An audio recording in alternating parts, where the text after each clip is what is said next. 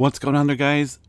Good afternoon, good morning to some out there. It's the Earth Master here on this beautiful Friday. Finally Friday, October 28th, 2022. It's about 10:47 a.m.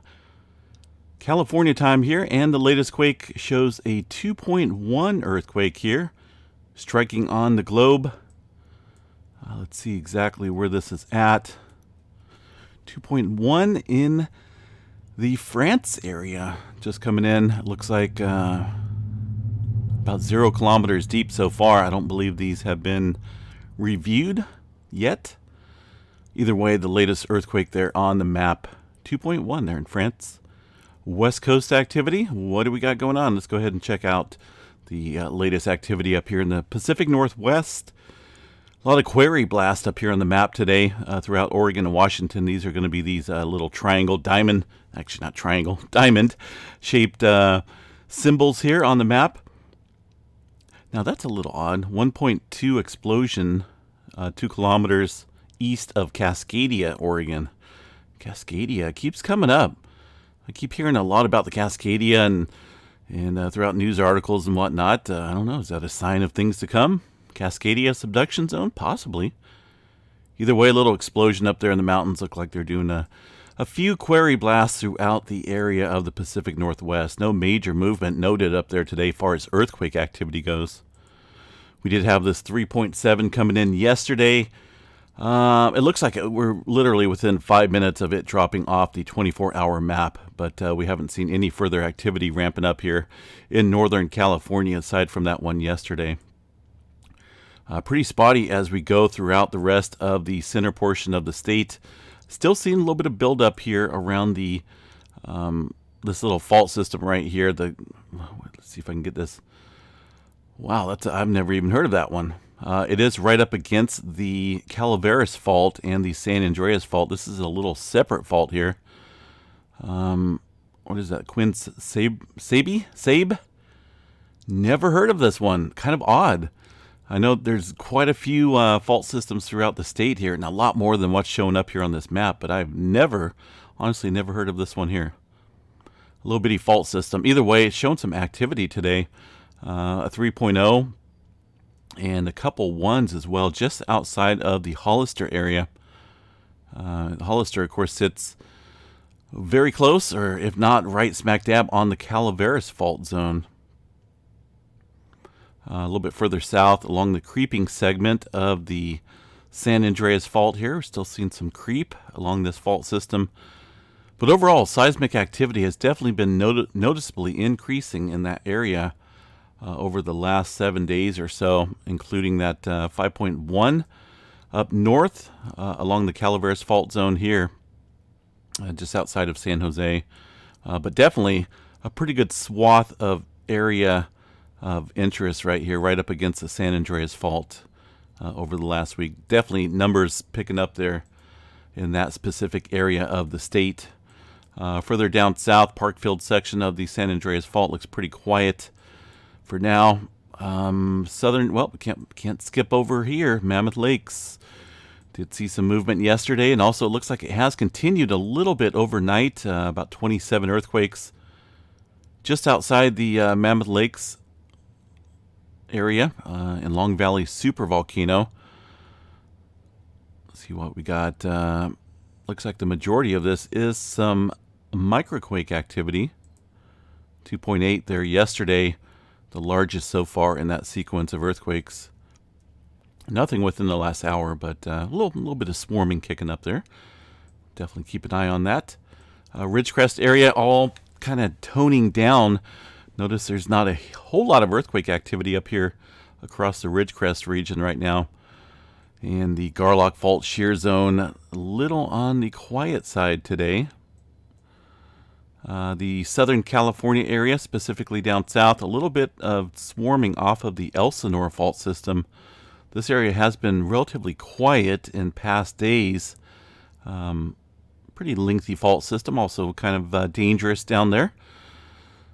Today, what do we got? Let's see what we got. One earthquake here within the last hour, and a little earthquake movement near the Warner Springs area. A little cluster of earthquake movement there today on the kind of towards the southern end of that fault system. The San Andreas Fault, the southern segment, pretty quiet for now. Just a couple spotty earthquakes on both sides of that plate boundary. Through the Great Basin, Utah, all these areas here kind of toning down a little bit. Just kind of comes and goes. Today's one of those days where it looks like it's not super active there across the region. Yellowstone National Park, not a whole lot showing up on the map, but let me refresh this, make sure we got the latest map here. And just a very small amount of microquakes here throughout the area. And I have to say this is probably the quietest I've seen at the Yellowstone on the seismographs in over 2 months. We've been noting a pretty good earthquake swarm over the past couple months here, and it's been super active. This guy's what we've got here. Let's go back to August. Let's see what we got. Here's a little bit of the listing of earthquakes here. Kind of shows you the general swarm that we've seen around the northwest corner of the park, but we also did see a couple different segments of the caldera here. The Yellowstone caldera seen some activity as well, but most of the activity up here around the northwest corner of the caldera, just outside of the caldera region, and some of it down there about 10 kilometers or so. There was quite a bit. I don't know even if they have a total tally yet of the earthquakes that were taking place down in the Yellowstone area. But we'll see if we can't get that a little bit later. The last 30 days of activity, and that only probably covers half of the movement here, shows about 367 epicenters of tremor, or not tremor, but earthquakes here at Yellowstone. And you could probably triple that if you were to add on last month's earthquake activity. But today, gosh darn it, definitely calming down there with the swarming. All right, Oklahoma, Texas area, a little spotty movement throughout the area here. What do we got outside of Amarillo? Looks like Amarillo is shaking a little bit, 2.4. 6.1 kilometers deep. Let's see what we got out there in the area of Amarillo. Ooh, looks like just outside of town. Out in the field. Not for sure what's out there. It looks though. You guys got to look right here. This kind of looks like something old. Something old, meaning that whatever was out here is not there anymore. In terms of possibly a pumping operation out there. It's sometimes hard to tell exactly if these are located right next to oil pumping operations, just due to the fact of that they come and go. These oil pumping fields, they pop up and then they disappear. The rain comes and erodes the evidence away. But it's really kind of hard to tell exactly with that specific earthquake right there. And as far as fault systems go here, I know there's some up here against this area. In the canyon areas, kind of this mountain range, mountainous area, it looks like. Not really necessarily mountains, but let's see here. What do we got? The hazard map here shows a little zone just north here of Amarillo, potentially seismically hazard zone for earthquakes. So there's definitely some fault systems up here, up against this area. All right, let's see what else we got. Spotty as we go to Oklahoma. Nothing going on across the New Madrid zone today, and that's pretty typical right now. We can check a couple of these seismograph stations across the Arkansas area for verification, and there's quite a few of them. Ozark Folk Center. Definitely not seeing anything. Got to remember, sometimes these readings here, this is a very well amplified seismograph, meaning that notice these lines here are pretty large. Let me zoom this in a little bit better. So it will pick up anything, including outside interference. And earthquake activity does not look like this, folks. Just because there's a reading here on the graph, you got to know what you're looking for when it comes to readings. And these are not earthquakes here at all across the area. It's not volcanic activity. I don't know what it is. It could be a tractor starting up. It could be a generator. who knows what, but definitely not any earthquake activity. Around the Lake Charles area, pretty clear. Now this graph here shows absolutely no outside interference here. So if there were activity, earthquake activity, obviously it would be showing up on this station as well, and it's not. This is a very well-defined station showing the seismograph needle, digital needle, so to speak, and there's nothing on there. There's not even a movement of a mouse. So no earthquake activity across the New Madrid zone at all. Again, that would show up pretty strong across that area. Even some small microquakes would be visible on some of those graphs, and they're not there. Eastern portion of the country, pretty quiet. Reason why I bring up the Arkansas map here is because a lot of folks asking why I skip over the New Madrid zone. And it does cover a good portion of a couple different states here. But when there's no activity, there's no activity. Puerto Rico area, pretty spotty here today. Most of this activity looks like it was from yesterday. Latest one, a 1.9 in that little swarming area within the Puerto Rico region. But that, even then, today looks pretty calm. Middle America Trench here off the coast of Nicaragua and the Guatemala area. Seen some activity since midnight. Latest one, a 4.4. Looks like into the southern end of the Middle America Trench at 47 kilometers deep. Spotty activity down here in the South America area as well. The latest one about 5 in the morning my time. Down there into the Peru Chile Trench at 210 kilometers for a 4.3 magnitude earthquake. Up into the Alaska area. Got some movement through the Cook Inlet north. Always very typical activity here along this area of Alaska. No major swarms or unusual activity noted. No major movement to report there across the beautiful state up there of Alaska.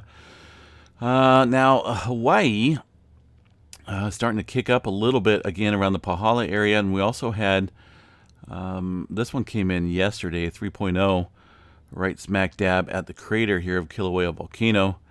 Didn't really do anything different. Didn't really ramp up the eruption stage of the Kilauea volcano, which is still continuing, by the way.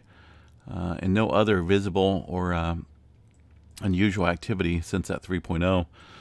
But up here at Mauna Loa, some activity kicking up, it looks like this morning time frame. And also overnight, a couple 2s and some 1s up there. Also one earthquake way over here west.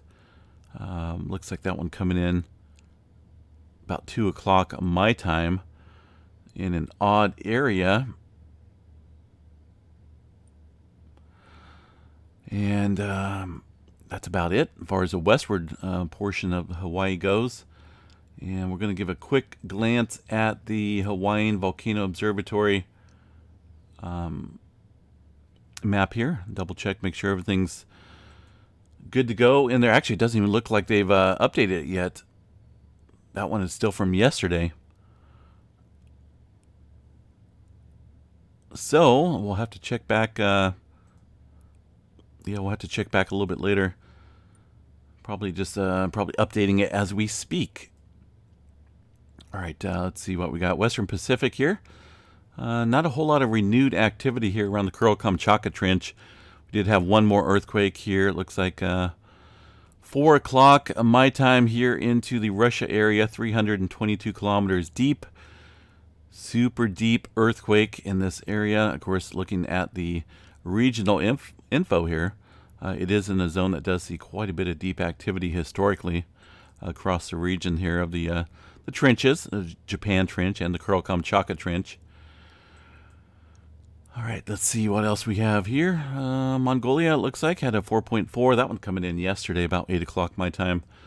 So the big picture right now, it looks like most of the activity kind of ramping up once again around the Indonesia area, Papua New Guinea, around Tonga and the Kermadec Trench. New Zealand did have another earthquake last night, right about the time I was getting ready for bed. Yes, I was in bed by 9 o'clock. That was awesome. It's kind of good to get caught up on sleep once in a while. Considering all the driving I did yesterday, it was pretty crazy. 5.4 North Island, or 4.7 North Island, New Zealand, yesterday afternoon. And then 9 o'clock, about 9 o'clock my time, we had a 5.4 along the Kermadec Trench area. Southern end, about 51 kilometers deep. So a little bit of uptick here, movement around the New Zealand area. Definitely got to watch that. The Hikurangi subduction zone sits down there. One earthquake here overnight into the Fiji area. Another deep one, 562 kilometers right there in the blue circle at 4.4 magnitude. Throughout the Papua New Guinea area, the activity looks like, even though it looks pretty cluttered here on the map, the majority of these were from yesterday. All this activity looks like it was from yesterday, except for a couple very small ones on the EMSC model. So definitely noticeable activity here within the past 24 hours, but again, this is a few hours old, about 12 hours or so old, so no major movement right now here as far as this morning time frame goes. So just kind of as is. Which way does the plate movement want to go? Well, obviously we know plate movement goes in certain directions, but where is the most built-up pressure at? And a couple different regions I want to watch here is, of course, the Kuril-Kamchatka Trench down through the Japan Trench here. With all the deep activity, got to watch the subduction zone for some further large-scale movement. What do we got down here? I think that was there already, 1.1. All right, tremor map last night was pretty not super active. 172 epicenters of tremor, Oregon and outside of the Seattle area, along the Cascadia subduction zone. Into the solar weather activity we go. Seeing some pretty good movement across portions of Russia over here, and looks like that is in their favor to see the auroras. Looking pretty likely on that area of the world right now. On our side, got to wait till it gets dark, and hopefully we will be able to see some at the higher latitudes as a G1 class storm is forecasted. Currently, looks like just right now, KP index around 3 range. I can only assume that a lot of this data is, let's see what we got. We got the BZ component here. Notice the separation of the line indicating some tilt, southward tilt here on this red chart, allowing some of the solar wind stream to flow in, even though it's not super active right now. Density's kind of peaking up a little bit, speed up there around 550.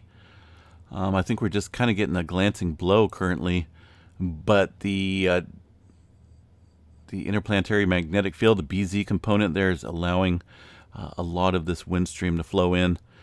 And with that setting up like that, we could see definitely good conditions once the brunt of this solar wind comes in. See when it's supposed to be. October 20. It looks like tomorrow, 1824 UTC time. Tomorrow's, so today right now it's let's see what we got for the 1028 at 1800. So we're not even really seeing the brunt of the system yet here.